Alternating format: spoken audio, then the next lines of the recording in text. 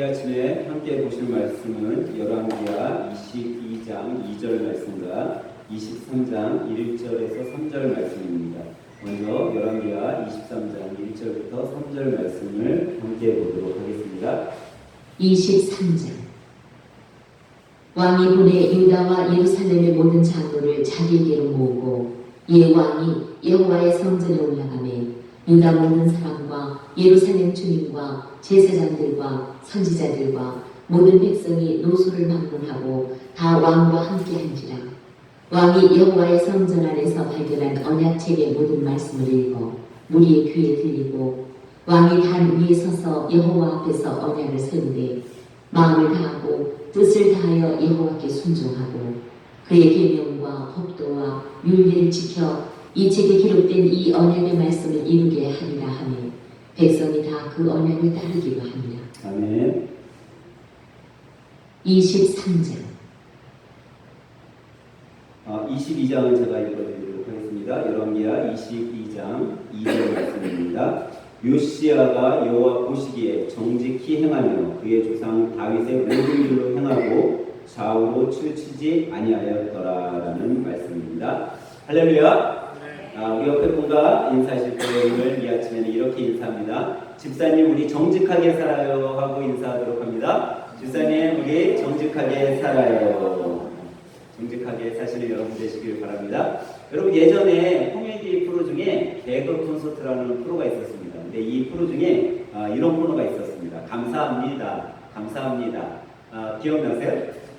이 내용은 뭐 이런 거였습니다. 한 아저씨가 엘리베이터를 타고 내려오고 있었습니다. 근데 그만 배가 너무 아파서 방구를 꼈는데 이 냄새가 너무 지독한 거예요. 그리고 자기도 맡기 지독할 정도여서 코를 막고서 한참 내려오는데 갑자기 엘리베이터 문이 열렸어요. 그래갖고 방구 냄새는 나지. 그래서 옆으로 피해 주려고 싹 피해 줬는데 아주머니가 들어오면서 하는 말이 뭐예요? 아니에요. 죄송합니다 그러는 거예요. 왜 죄송하다 했더니 음식물 쓰레기를 갖고 타가지고 냄새가 너무 심해서 죄송합니다라고 그러는 거예요. 사실 지금 엘리베이터 안에는 누구 냄새가 있죠? 아저씨의 방귀 냄새가 있는데 위기를 모면했다는 그런 이야기예요. 이건 어떻게 보면 자기의 잘못이 감춰진 거죠. 또 하나는 한 세대 유치원 다니는 딸을 데리고선 한 세대기 버스에 탑니다. 근데 버스에 보면 두 명이 이렇게 앉는 좌석들 있잖아요. 거기에 아주 멋지게 생긴 총각이 앉아 있는 거예요. 너무 잘생겼어. 자기 남편은 비교도 안 될 만큼 잘생긴 총각이 앉아 있는 거예요. 근데 그 옆자리에 자리가 나왔고 거기를 딱 앉았는데 앉자마자 자기도 어떻게 했어요? 방귀가 나오는 거야. 근데 이 멋쟁이 총각이 옆에 있는데 이건 방귀를 낄 수도 없고 그런데 방귀가 계속 나와서 방구를 끼고 말았어요. 계속 방구가 계속 나오는 거야. 근데 이 엄마가 하는 얘기가 얘 너 속이 안 좋구나 딸한테 속이 너무 안 좋구나 그랬더니 이 유치원 딸이 뭐라고 해요? 엄마 내가 속이 안 좋으면 방구는 엄마가 끼는 거야. 그렇게 얘기했다는 이야기가 있어요. 이거는 자기가 잘못을 감추려고 했지만 어떻게 됐어요? 드러났다는 이야기예요. 두 이야기는 좀 차이가 있죠. 근데 여러분 우리가 생활을 하는 데 있어서 어떤 거짓으로 사람은 속일 수 있을지 몰라도 여러분과 제가 하나님은 속일 수 없다라는 거예요. 잠시 잠깐의 거짓이 그 순간을 모면할 수는 몰라도 그 거짓이 영원할 수는 없다라는 거죠. 성경은 분명히 우리들에게 일깨워주고 있어요. 베드로후서 3장 10절에 보면 그러나 주의 날이 도적같이 오리니 그 날에는 하늘이 큰 소리로 떠나고 물질이 뜨거운 불에 풀어지고 땅과 그 중에 있는 모든 일이 드러나리로다라고 말씀하고 있어요. 그러니까 예수님 오시는 그날이 되면 우리가 숨겨졌던 모든 것들이 다 풀어지고 드러나게 된다는 거예요.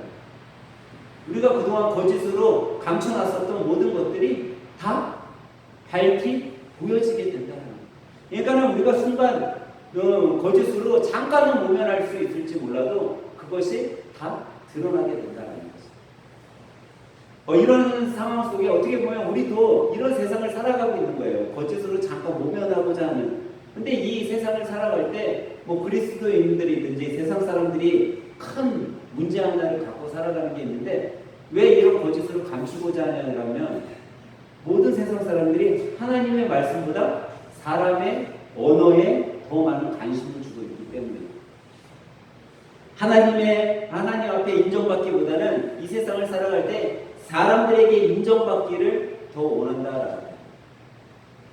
여러분 이렇게 길에 다니다 보면 아주 멋진 스포츠카를 끌고 다니는 사람들이 있어요. 그 사람들이 그 멋진 스포츠카에서 나올 때 여러분 어떻게 나오는지 아세요? 네? 멋진 스포츠카를 딱 옆에 길가에다 뒀어요. 운전기사가 어떻게 나오는지 아세요? 보통 어떻게 나올 것 같아요? 여러분들 그 차 대놓고서 여러분들 보통 어떻게 나오세요? 문 이렇게 문 닫고 그 다음에 그냥 뭐 삥 누르고 갈 거 아니에요. 이 사람들은요 나올 때서부터 좀 달라요. 거만하게 문을 딱 활짝 열어요. 그리고 어깨에 벌써 뻥이 들어가요. 그리고 이러고서 나와요. 그럼 바로 우리는 그냥 내자마자 이렇게 삥 누르고서 가잖아요. 이 사람들이랑 좀 걸어가 한참 한 3, 4m 걸어가서 자기 차를 딱 바라보면서 이렇게 삥 눌러요. 근데 여러분 왜 그 사람들이 그렇게 할까요? 왜 그럴 것 같아요? 네. 그 모습 속에는 뭐가 있을까요? 의시되는 마음이 있을 거예요. 또 뭐가 있을까요? 저 차? 내 차야 라는 마음이 있어요. 또 어떤 모습이 있을까요? 나 이 정도로 성공했어 라는 마음이 있을 거예요. 나 이렇게 잘 나가. 근데 여러분 그 사람들의 다 마음이 뭐예요? 좀 나 좀 어떻게 해줘? 바라봐 주라는 거예요. 나 좀 바라봐 주세요. 더 힘들게 들어가면 나 이렇게 잘 나간 것 같지만 나 너무 외로운 사람이에요. 누가 나 좀 바라봐 줬으면 좋겠어요.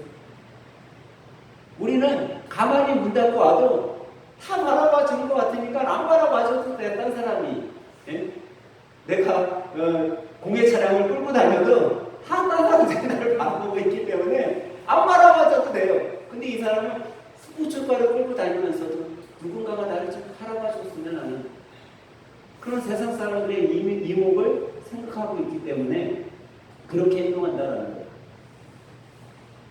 사랑하는 성도 여러분, 우리는 세상 사람들의 이목이 아닌 하나님의 이목을 바라보고 살아가는 성도들임을 여러분 믿으시기 바랍니다. 오늘 이 시간 예배드린 여러분들은 정말 세상이 나를 알아주기보다 세상이 나를 인정해주기보다 하나님이 나를 인정해주는 그런 믿음의 성도들이 되시길 간절히 부탁드립니다. 시편 1편 6절은 이렇게 말씀하고 있어요. 무릇 의인의 길은 여호와께서 인정하시나 악인들의 길은 망하리로다라고 말씀하고 있어요. 여러분 우리가 의인으로 살아가면요 누가 인정해 주셔요? 하나님이 인정해 주신다는 거예요. 하지만 여러분과 제가 악인으로 살아간다면 세상 사람들과 똑같이 살아간다면 우리의 인생은 망하게 된다는 거죠. 오늘 본문에 한 왕이 나와요. 누구죠? 요시야 왕이 나오겠어요. 이 요시야 왕은요 남유다의 왕이었어요. 근데 이 요시야 왕에게 붙은 별명이 하나 있는데 그게 뭔지 아세요 여러분? 여러분 생각에 구약시대에 훌륭한 왕 누구 있어요? 여러분 생각에 네? 다윗왕. 또 누구 있어요? 솔로몬. 기본적으로 우리가 구약시대에 훌륭한 왕을 데려가면 다윗, 솔로몬이 제일 먼저 나오는 걸로 있었어요. 근데 이 요시야 왕이 별명이 뭐냐면 제2의 다윗이에요. 제2의 다윗이니까 이 요시야 왕이 잘 살았어요? 못 살았어요? 하나님 보시기에 잘 사는 왕. 하나님 보시기에 인정받은 왕이죠. 왜 하나님이 이 요시야 왕을 인정해주고 제2의 다윗과 같은 그런 칭찬을 해줬냐면 이 요시야 왕이 어떤 사람이었냐면 정직한 사람이었다는 거예요. 정직을 행하는 사람이었어요. 우리가 오늘 예배드린 여러분과 제가 정말 이 요시야 왕처럼 하나님 앞에 제2의 다윗과 같다 제2의 솔로몬과 같다라는 칭찬을 듣기 위해서는 여러분과 저도 어떤 사람이 되어야 될까요? 정직한 자가 되어야 된다는 거예요. 그러면 여러분과 제가 요시야 왕처럼 정직한 사람이 되기 위해서 우리는 어떤 우리 삶에 또 우리 인생에 우리 삶의 모습에 어떤 변화가 필요할까요? 오늘은 본문 말씀을 가지고 여러분과 제가 어떤 변화가 있을 때 정직한 사람이 될 수 있느냐를 생각해 보면서 함께 은혜를 나누려고 합니다. 첫째로 우리가 정직한 자가 되기 위해서는요 하나님의 말씀으로 변화되어야 된다는 거예요. 세상이 어떤 것으로 변화되는 것이 아니라 하나님의 말씀으로 변화되어야 된다. 오늘 본문에 나오는 이 요시왕 시대의 상황은요, 어떤 시대였냐면요, 하나님의 말씀을 완전히 무시하는 시대였어요. 이 요시왕이 즉위할 때 당시 사회적 그런 것들을 보면요, 우상이 아주 팽배하던 시대예요. 사람들이요, 하나님의 말씀보다는 자기의 말을 더 최고로 여겼어요. 자기 자신을 높이는, 모든 삶의 주인은 나야 라고 생각하는 시기의 삶이었죠. 그러니까는 신앙보다 뭐가 더 팽배했겠어요? 불신앙이 팽배했던 시기예요. 이들은 하나님을 두려워하지 않았어요. 하나님의 말씀에 아예 무관심했어요. 사랑하는 성도 여러분, 여러분과 저의 삶이 정말 하나님의 말씀이 기준이 돼야지, 우리가 세상의 사람들의 말, 세상의 어떤 지식의 말이 우리 삶의 기준이 되어서는 여러분과 저도 불신앙의 삶을 충분히 살아갈 수 있는 사람들이라는 거예요. 그래서 우리는 하나님의 말씀이 우리 삶의 기준이 돼야 되고, 우리 삶의 잣대가 돼야 된다는 거죠. 신명기 5장 32절부터 33절에는 이렇게 말씀하고 있어요. 그런즉 너희 하나님 여호와께서 너희에게 명하신 대로 너희는 삼가 행하여 자로나 우로나 치우치지 말고, 너희 하나님 여호와께서 너희에게 명령하신 모든 도를 행하라. 그리하면 너희가 살 것이요 복이 너희에게 있을 것이며 너희가 차지한 땅에서 너희 날이 길리라 라고 말씀하고 있습니다. 성경은 분명히 우리가 하나님의 말씀, 하나님의 명령, 하나님의 법도대로 행할 때 우리가 축복된 삶을 살아갈 수 있고, 우리가 그 하나님께서 주신 땅에서 장수하며 살 것을 분명히 약속해 주고 계시다는 거죠. 그러니까 하나님의 말씀대로만 살면 형통한 삶을 살 수 있는데, 우리가 그렇게 살지 않고 세상의 말, 세상 사람들이 이야기하는 것에 자꾸 치우쳐 살아가기 때문에 우리의 삶이 자꾸 무너지게 된다는 거예요. 오늘 본문에 나온 이 요시야는요, 이런 면에서 완전히 우리가 다른 삶을 살고 있다는 거예요. 오늘 본문 말씀에서 읽지는 않았지만 열왕기하 22장 10절부터 11절에 이런 말씀이 나와요. 또 서기관 사반이 왕에게 말하여 이르되 제사장 힐기야가 내게 책을 주더이다 하고, 사반이 왕 앞에서 읽음에 왕이 율법책의 말을 듣자 곧 그의 옷을 찢으니라 라고 얘기해요. 이게 뭐냐면 예루살렘 성전을 이제 수리하는데, 그 수리하는 곳에서 하나님의 말씀이 성경책이 나오고 이 율법책이 나왔어요. 이 율법책을 이제 왕의 서기관인 사반에게 책을 힐기야 제사장이 갖다 줬어요. 성전을 수리하다 보니까 이 책이 발견됐습니다. 하고서 서기관에게 갖다 줬어요. 이 서기관이 그 성전, 예루살렘 성전에서 발견된 책을 이제 요시야 왕 앞에 갖고 와서 읽어줘요. 하나님의 말씀. 하나님의 말씀을 듣자 보니까 이 요시야 왕이 자기가 지금까지 살아온 게 하나님의 말씀과 전혀 반대되는 삶을 살아왔다라고 생각이 들어요. 그 즉시 자기의 옷을 찢고 회개하는 장면입니다. 여러분, 우리의 삶이 그렇다라는 거죠. 우리도 이 세상을 살아보다 보면요, 죄에 물들어 있는 세상 속에서 살기 때문에 우리가 죄를 짓고 살아가게 됩니다.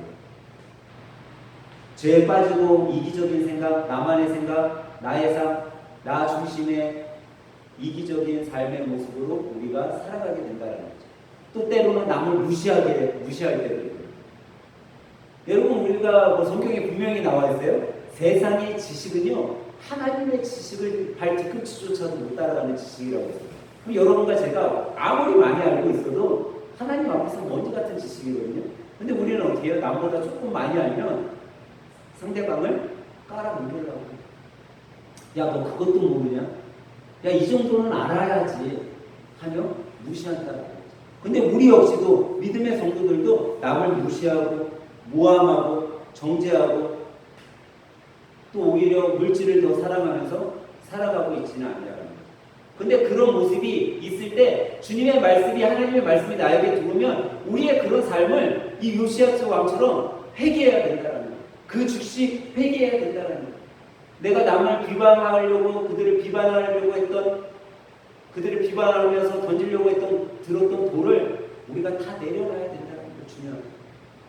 그렇게 회개의 모습으로 주님 앞에 나올 때 주님께서 여러분과 저를 용서해 주십니다. 회개하지 않고서는 주님께서 우리를 용서해 주잖아요. 여러분들이 여러분 주위에 나보다 못한 자들을 심판하려고 했을 때 주님께서는 오히려 우리들에게 이야기해요. 그 심판은 누가 할 일이다? 오로지 주님만이 하실 일이라고. 내가 심판할 게 아니라 나보다 충분히 못할 수 있을 사람. 그렇기 때문에 여러분 우리는요 남을 저주하고 비난하고 핍박하는 것이 아니라 오히려 그들에게 복의 사람이 되어줘야 된다. 그리고 주님 앞에서는 나도 그런 죄인이기 때문에 회개의 자리로 나아가야 된다는 거죠. 그런 자들에게 하나님께서는 시편 1편 1절부터 2절에 이렇게 말씀하고 있어요. 복 있는 사람은 악인들의 꾀를 따르지 아니하며 죄인들의 길에 서지 아니하며 오만한 자들의 자리에 앉지 아니하며 오직 여호와의 율법을 즐거워하여 그 율법을 주야로 묵상하는 자로다라고 얘기한다는 거죠. 그러니까 하나님께서는 하나님의 자녀들에게 말씀하실 때 너희들이 정직한 자가 되기 위해서는 내 말에 변화하라라고 얘기합니다. 하나님 말씀에 변화되어라라고 얘기하고 있다는 거죠. 우리가 주일날 이 아침에 주님 앞에 나와서 예배드리고 아무리 예배드린다고 하더라도 하나님의 말씀으로 여러분과 제가 변화되지 않고서는 우리는요 정직한 자가 될 수 없어요. 하나님이 여러분과 저의 삶을 축복해 주시지 않는다는 거죠. 변화돼야 된다는 거죠. 주님의 말씀 안에 변화가 돼야 된다는 거죠. 오늘 보면 열왕기하 23장 3절에 이렇게 말씀하고 있어요. 왕이 단 위에 서서 여호와 앞에 언약을 세우되 마음을 다하고 뜻을 다하고 여호와께 순종하고 그 계명과 법도와 율례를 지켜 이 책에 기록된 이 언약의 말씀을 이루게 하리라 하며 백성들이 다 그 언약을 따르기로 하니라라고 말씀하고 있어요. 여기 보니까 지금 왕이 회개했잖아요. 옷을 찢고 회개했어요. 근데 그 뒤에 이어서 왕이 지금 누구에게까지 회개하게 만들고 있어요? 백성들에게까지 회개하고 있다는 거예요. 그러니까 왕 하나가 변화돼서 지금 자기 나라 백성들에게까지 뭐라고 있는 거예요? 영향력을 끼치고 있는 거예요. 그러니까 믿음의 성도들은요, 내가 변화됐으면요, 내가 변화되는 것만으로 끝나서는 안 된다는 거예요. 여러분들이 속해 있는 공동체 안에서 여러분들이 영향력을 끼쳐야 된다는 거예요. 여러분들이 교회에 속해 있으면 나로 인해서 우리 교회에 있는 성도들이 나로 인해서 변화될 수 있게 해야 된다는 거예요. 내가 가정의 엄마로서 아니면 아빠로서 아니면 내가 가정의 자녀로서 있을 때 내가 주님의 말씀으로 변화됐다면 내 가정에 이 변화의 모습에 영향을 끼쳐야 된다는 거예요.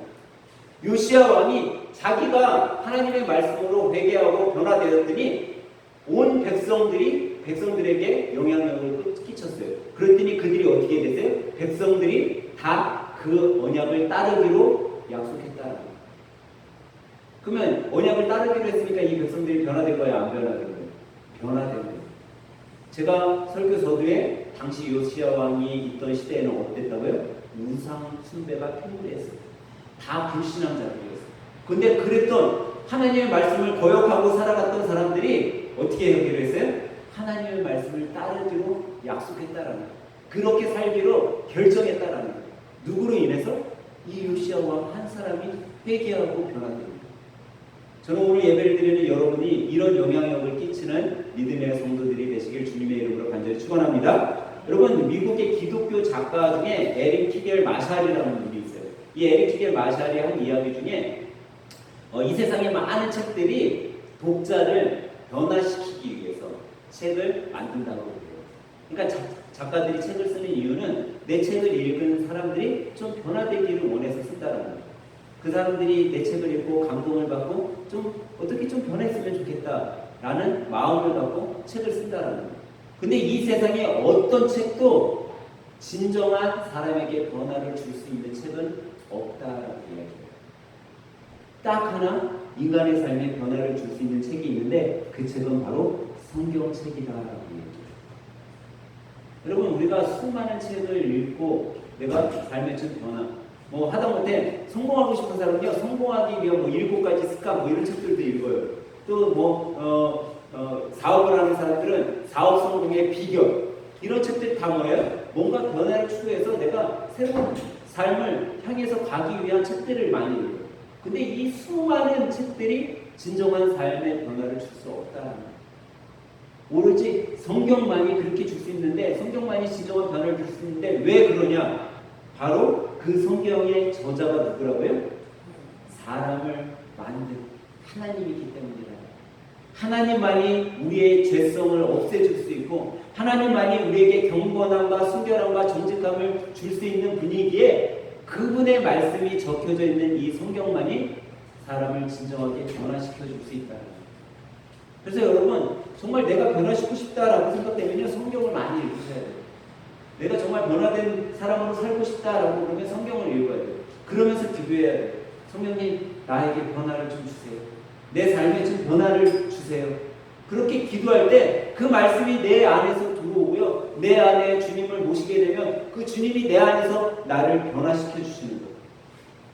사랑하는 여러분, 하나님 말씀에 능력이 있음을 믿으시기 바랍니다. 이 하나님의 능력의 말씀이 여러분과 저의 삶을 변화시켜 주시는 거예요. 그리고 우리의 삶을 정오의 빛과 같이 만들어 가시는 거예요.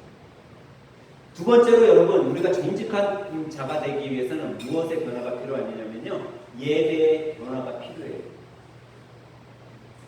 여러분, 하나님을 떠난 백성들의 모습은 제가 서두에 말씀드린 것처럼 우상 숭배가 팽배할 수밖에 없어요. 세상을 따라가 살 수밖에 없어요. 하나님보다는 사람을 쫓아가요.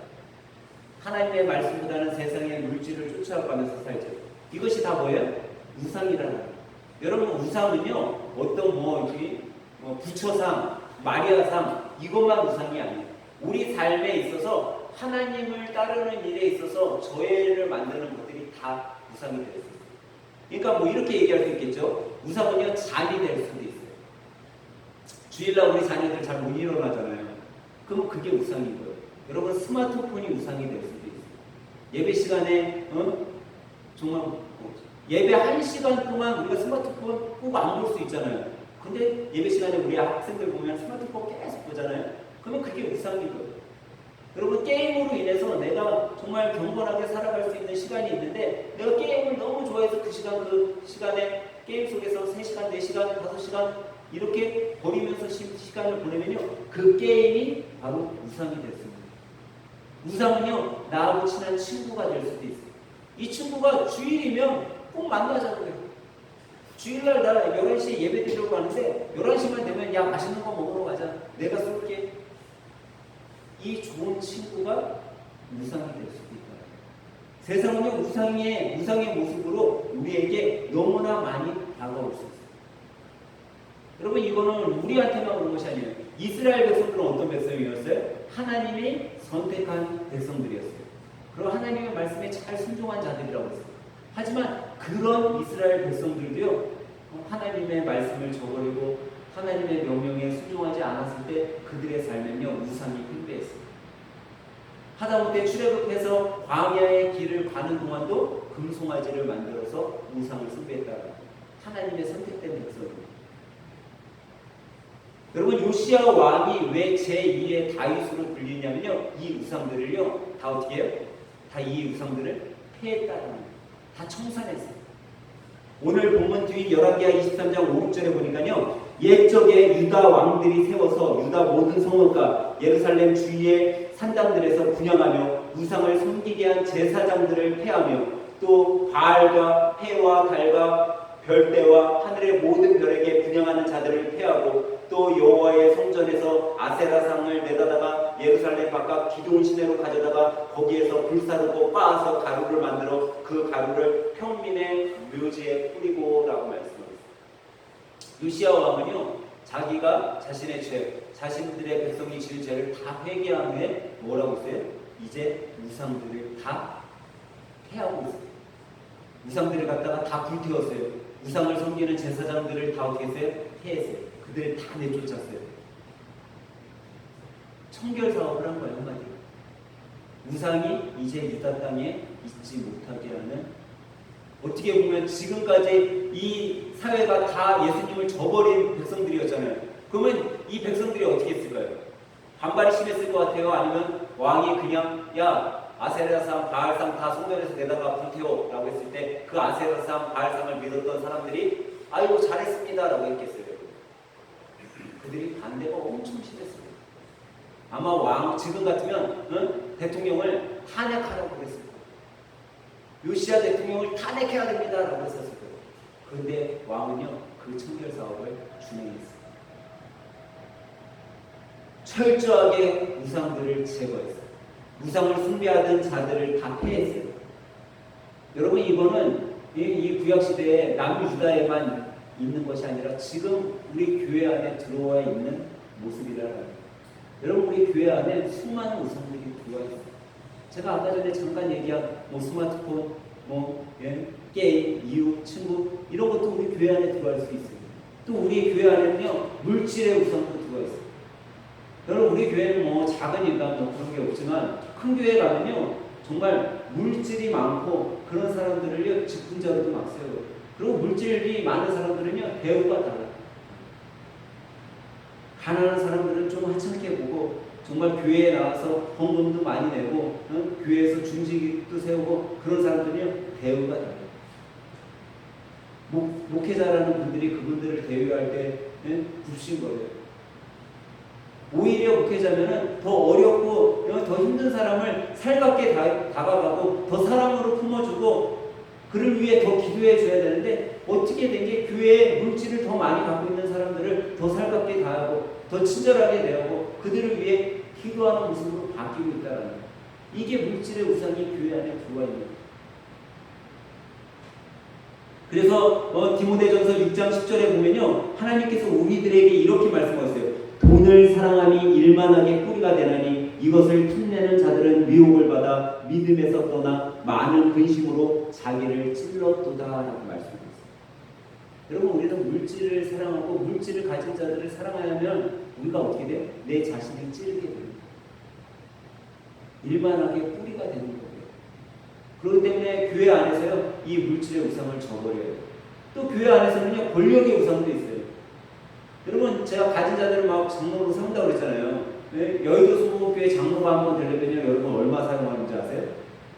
여의도 수목교회 아시죠? 여의도 그 국회의사당 옆에 있는 거. 거기는요, 장로 한 명이 장로의 직분을 올라가려면 지금 10억 정도를 씁니다. 10억. 교회 장로가 되기 위해서 10억. 여러분, 이해가 되세요? 네? 우리 이제 박석재 장로님한테 장로님, 우리 한일생교회 장로님으로 세울 테니까 10억 내세요. 이거 똑같은 거예요. 그럼 그건 다시 말하면 뭐예요? 10억이 없는 사람은 장로가 될 수 있어요, 없어요? 없다는 거예요. 권력을 받기 위해서 물질이 있어야 되고, 물질이 있는 자가 권력을.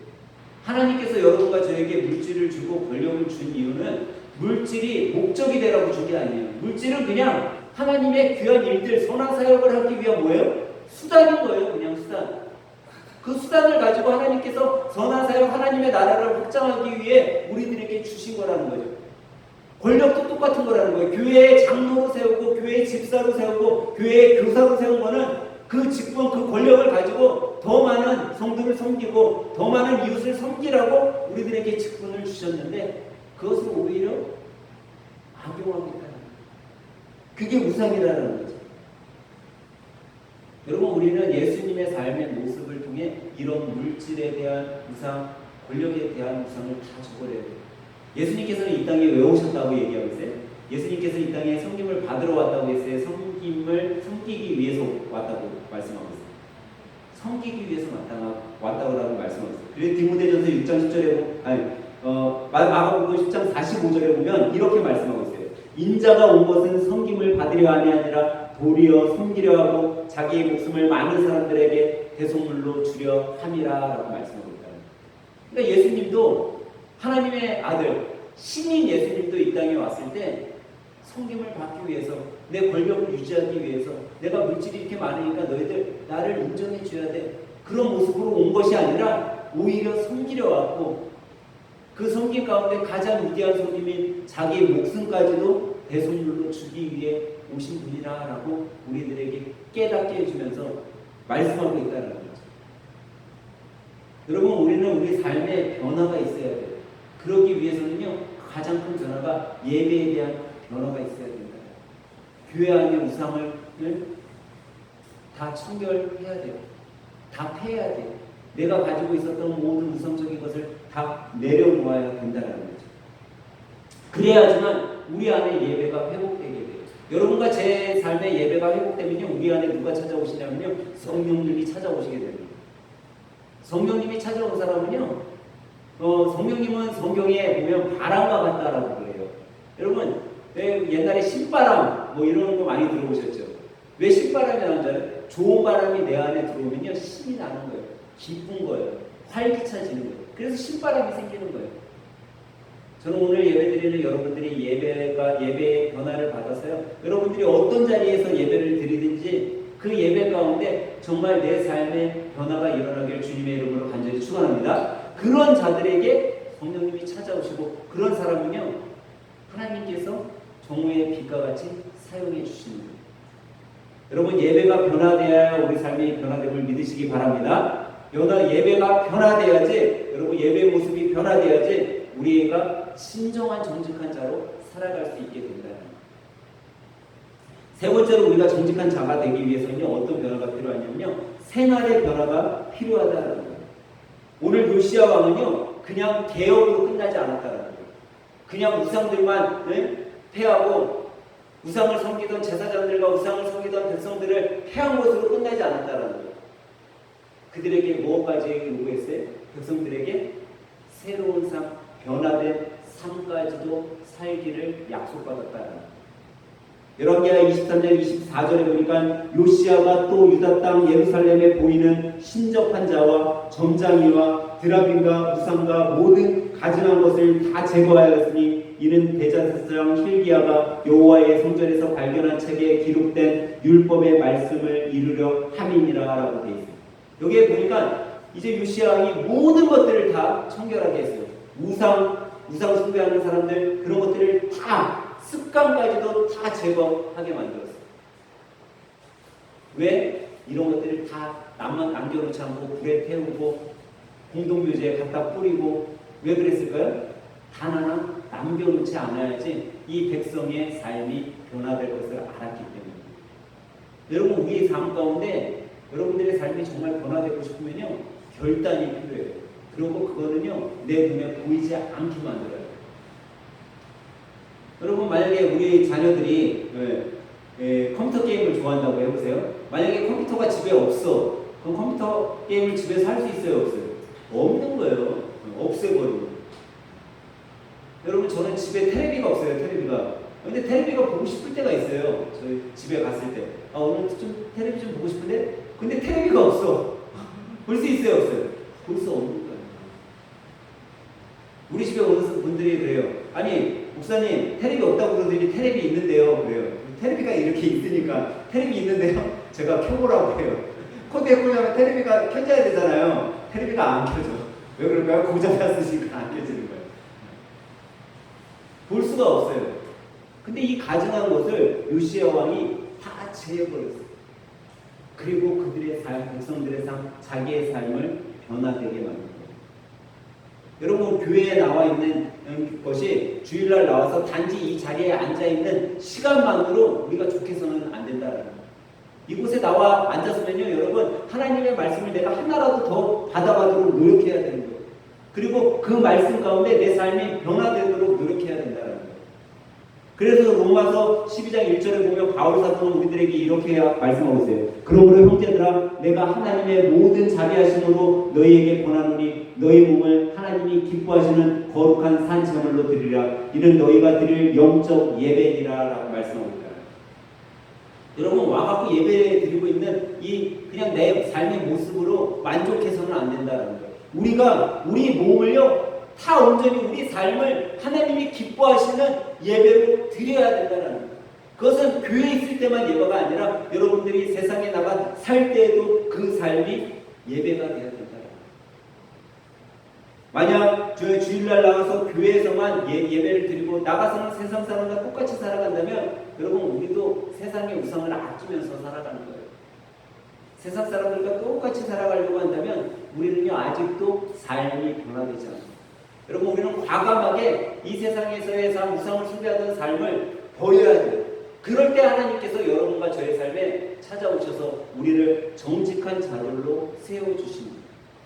그래서 바울 사도는 로마서 12장 2절에 너희는 이 세대를 본받지 말고 오직 마음을 새롭게 함으로 변화를 받아 하나님이 선하시고 기뻐하시고 온전하신 뜻이 무엇인지 분별하도록 하라라고 말씀하고 있다. 여러분 우리가 하나님의 말씀을 받아들이고 살아가면요 우리의 마음을 새롭게 해야 돼요. 내가 살아오는 동안 이웃으로 인해서 상처받았던 것, 자녀들로 인해서 상처받았던 것, 아니면 내 남편, 내 아내로 인해서 상처받았던 것들이 있다면 그것을 여러분 새롭게 해야 돼요. 새롭게 변화를 받아야 돼요. 그것은 여러분 다 어떤 거예요? 앞으로 나에게 올 일이에요? 다 이미 지나간 일이에요? 다 이미 지나갔던 상처들이에요. 여러분 솔로몬이 뭐 성경에 있지만 외경에 보면 솔로몬이 이 반지 자기가 반지를 하나 끼고 싶었어요. 이 반지를 끼고 싶었는데 이 반지에다 문구 하나를 쓰고 싶은 거예요. 이 문구를 쓰고 싶어하고 방지 세공한테 내가 정말 힘들 때 봐도 위안이 되고 내가 너무 기쁠 때 봐도 정말 기쁜 그런 문구를 써갖고 와라라고 반지 세공한테 얘기했어요. 근데 이 반지 세공이 암만 생각해도 정말 슬플 때 위안이 되는 문구 이게 없는 거야. 이게 아무리 생각해도 생각이 안 나는 거예요. 아, 그거 내가 못해서 가면 이제 솔로몬 왕에게 죽임당하지 않아? 막 이런 고민을 하고 있었어요. 근데 그 솔로몬 왕 반지의 문구가 여러분 뭔지 아세요? 뭐죠? 예? 이 시간도 곧 뭐한다? 지나가리라. 여러분 여러분들의 아픈 상처, 힘든 그런 고뇌들이요 그 시간도 다 지나가는 거예요. 제가 오늘 주보에 보면요 목사님 칼럼에 이제는 몰랐던 오늘이라는 제목의 글을 써놨어요. 어제는 그저 힘들기만 했습니다. 어제는 정말 너무 힘들어서 내 삶에 숨쉬기조차 어려웠어요.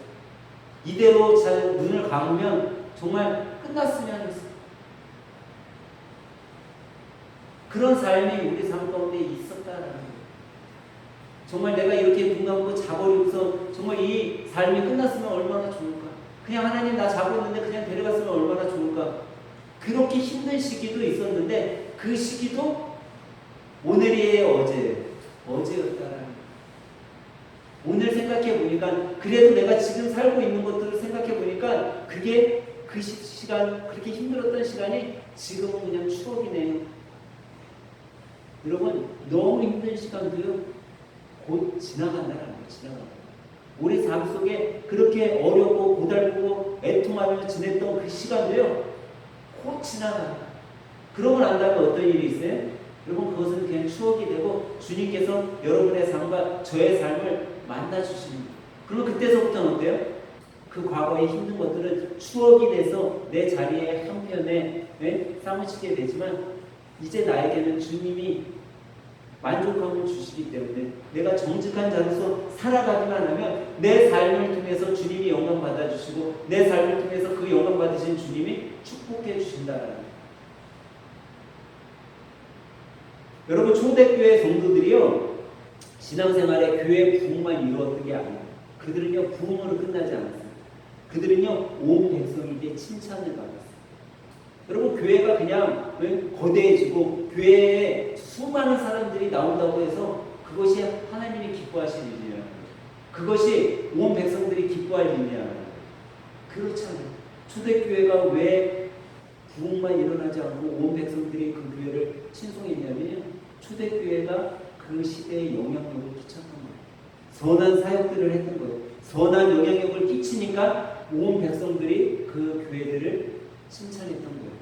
마태복음 5장 16절에 보면 이렇게 말씀하고 있어요. 이같이 너희 빛이 사람 앞에 비치게 하여 그들로 너희 착한 행실을 보고 하늘에 계신 너희 아버지께 영광을 돌리게 하라라고 말씀하셨어요. 여러분 우리가 빛의 자녀로 신앙인으로서 변화가 되었으면요 우리의 그 영향력을요 사람들이 받고 그걸로 인해서 야, 저 사람 정말 멋진 사람이구나 훌륭한 사람이구나 칭송받을 수 있는 교회에 칭송받을 수 있는 성도들이 되어야 된다는 거죠.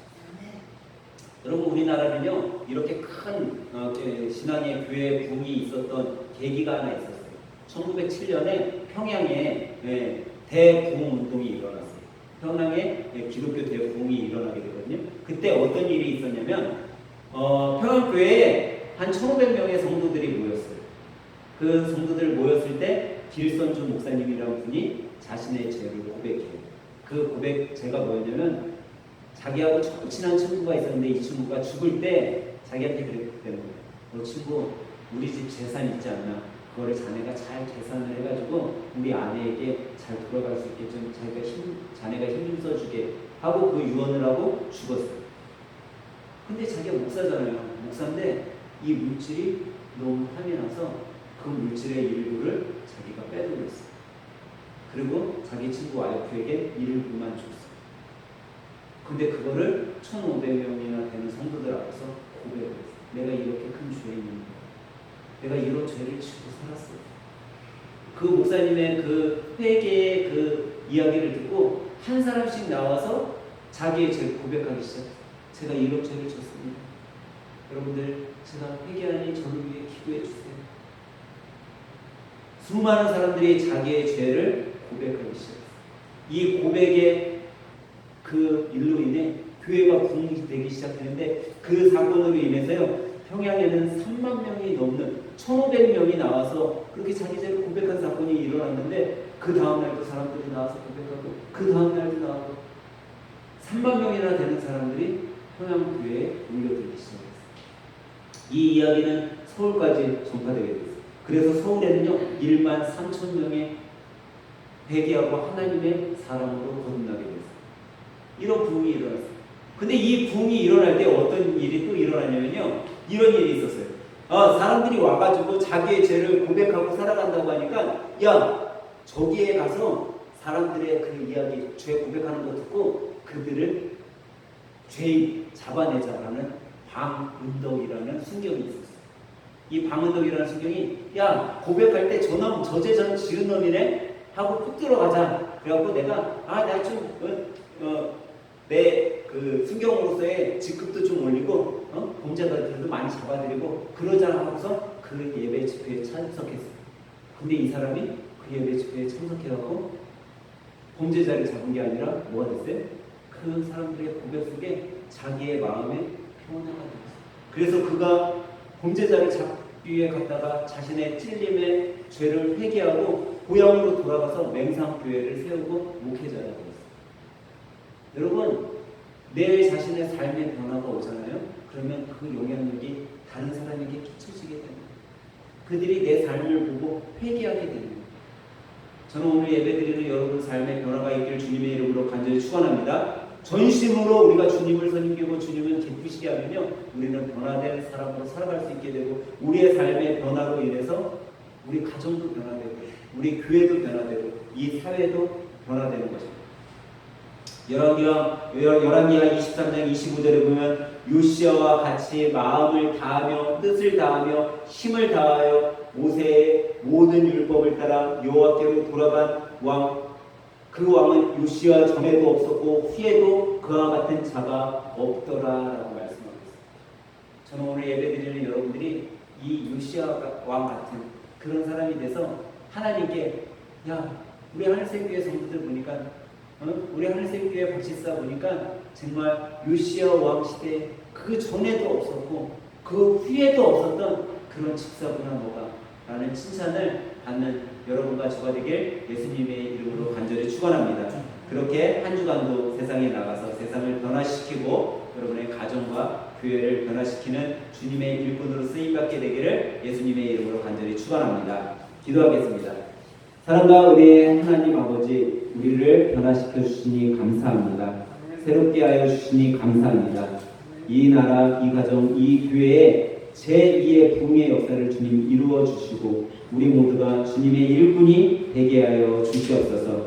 온 나라를 개혁시킨 요시아 왕처럼 우리도 변화의 주역이 되기를 원합니다.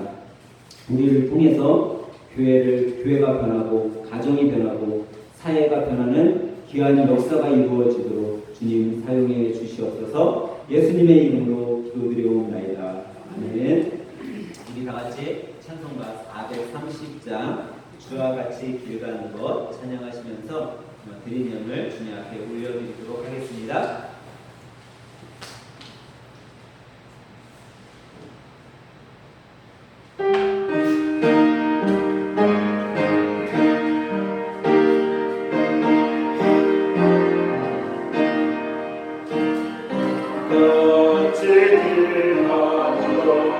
즐거운 이야기가 우리 주